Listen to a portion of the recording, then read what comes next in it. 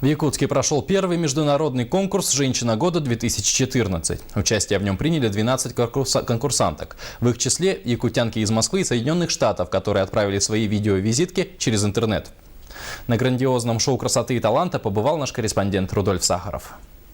Финалистки этого конкурса красоты никогда не работали в модельном бизнесе. Уверенный шаг, яркая внешность и целеустремленность к ним пришли вместе с возрастом. Это дамы прекрасные внешне и внутренне, отзывчивые, занимающие активную гражданскую позицию. Около месяца конкурсантки готовились к этому дню. Волнение участниц не передать словами. Ведь через пару часов в этом зале начнется финал первого конкурса красоты для женщин. Эта идея нам пришла в преддверии 8 марта, дня Международного женского дня.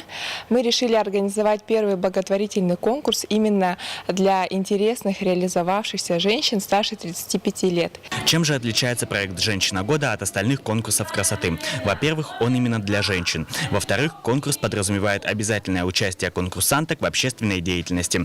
Татьяна Тымырова признается, будет удивлять жюри своими талантами. Она надеется только на победу. У каждой из нас, я думаю, есть цели. Когда есть цель в жизни, и ты знаешь, к чему стремиться, ты стараешься успеть, и все. Уже вечером в этом зрительном зале собралось немало гостей. Организаторы объявляют стопроцентную готовность. Финалистки стоят за кулисами. Шоу начинается.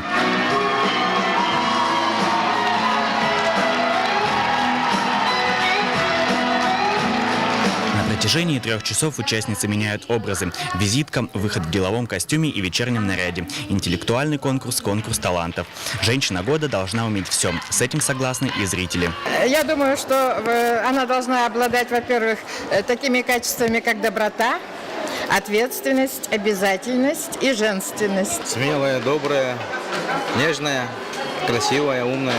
Всеми теми, которыми должна обладать женщина. Это доброта, сердечность, скромность и, наверное, высокие цели в жизни. Она должна быть женственной, очень умной, мудрой. По словам жюри, все участницы были достойны победы. Однако победительницей конкурса стала Кюне Гагарина, педагог республиканского техникума-интерната для детей-инвалидов. Конкурсантки получили дипломы и подарки, а женщине года достался главный приз. Она собирает чемоданы и отправляется в туристическое путешествие в Италию. Рудольф Сахаров, Дмитрий Сергучев, новости столицы.